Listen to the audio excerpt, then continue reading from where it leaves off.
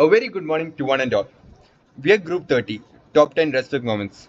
And today we are here to discuss the monkey banana problem from an AI perspective. My name is Matthew and I'm the group leader. And today I'm joined here by Ethel, Anuvint, and Aityan. First, let's discuss the problem statement. So basically, there is a banana hanging from the center of the ceiling in a room.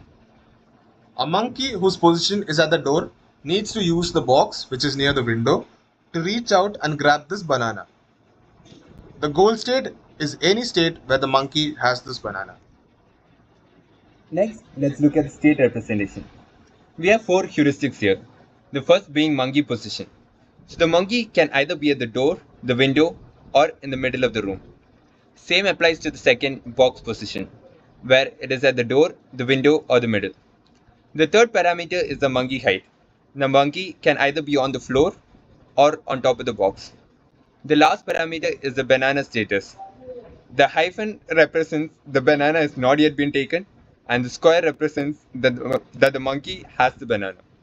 The goal state is any state in which the last parameter is the box or a square, that is, the monkey has the banana.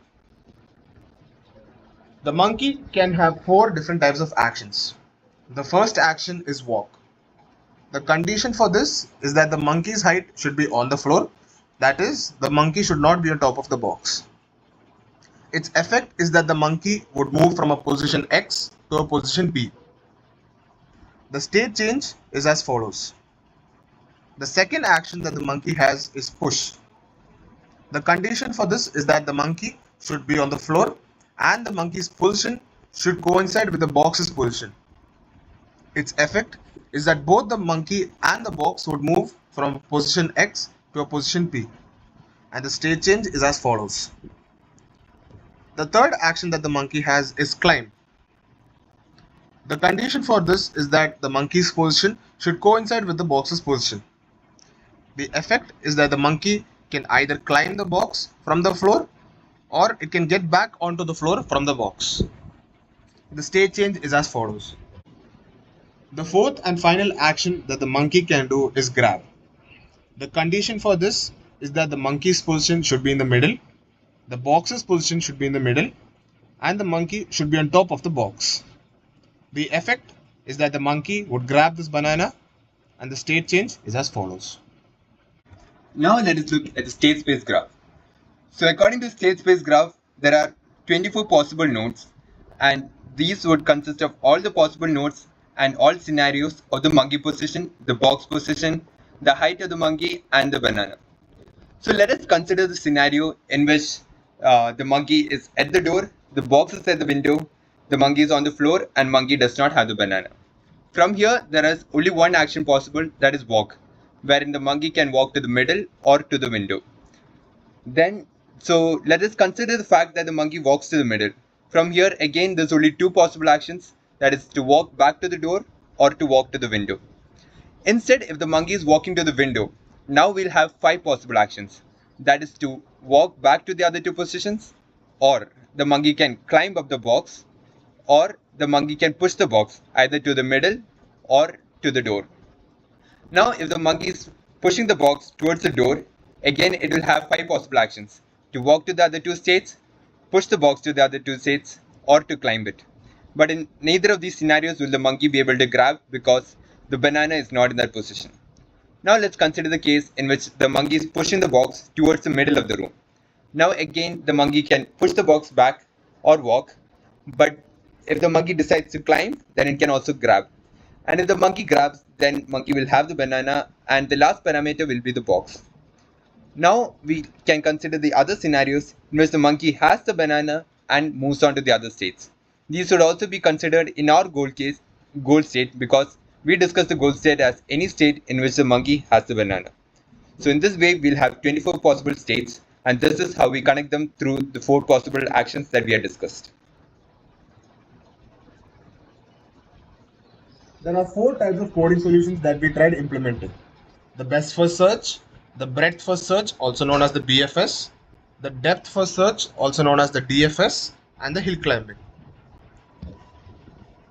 Now let's discuss at the initial bit of code. So this little function here called getChildrenState is is the function in which we discuss the entire possible nodes that we have. So here we create an array in which we'll have all the possible states, that are the 24 possible states that we discussed earlier.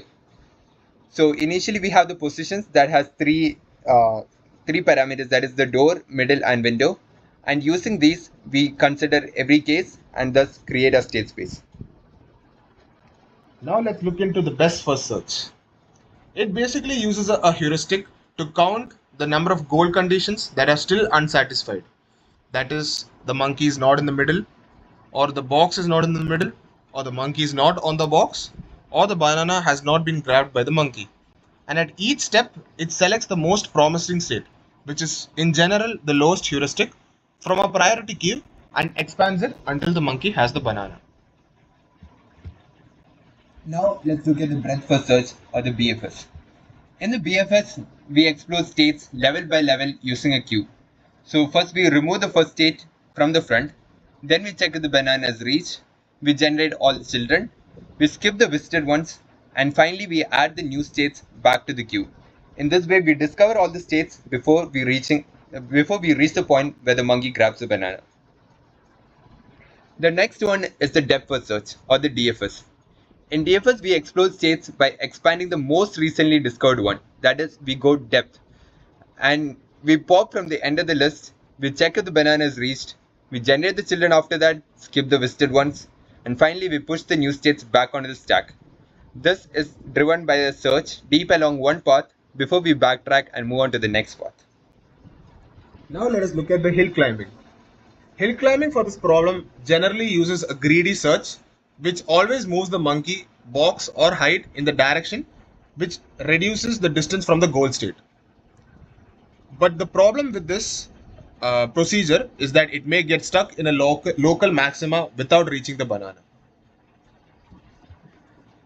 Alright, now let's look at the performance analysis. We can look at this from two perspectives.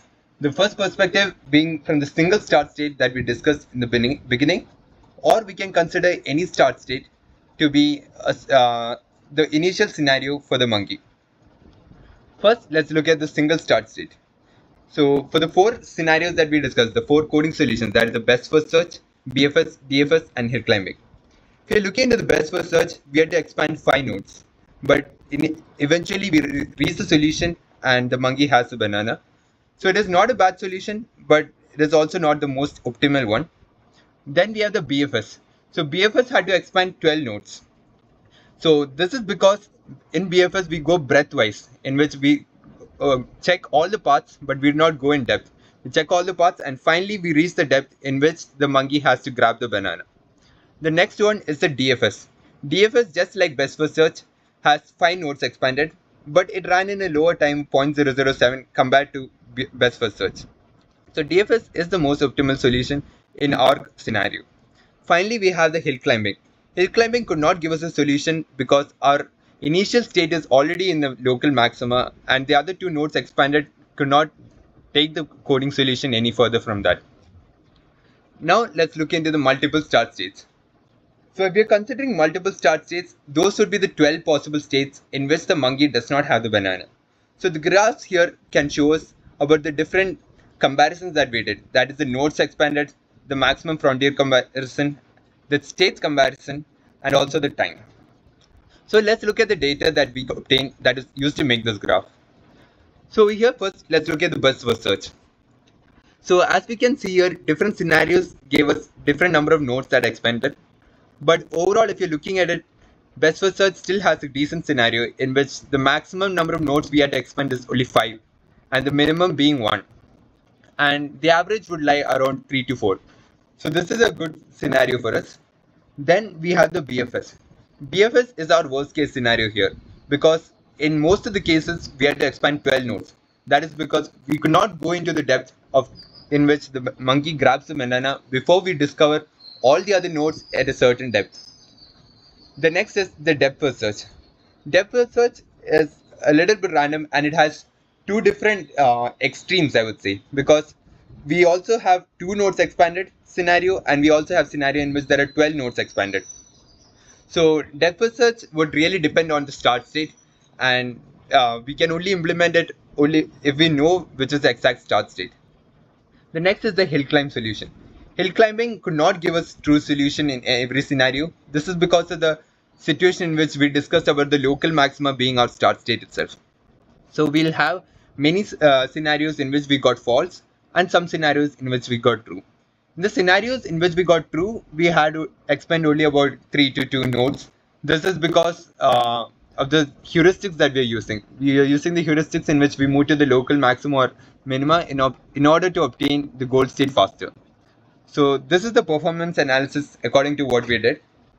And this covers the entire monkey banana problem from our perspective. Thank you for listening.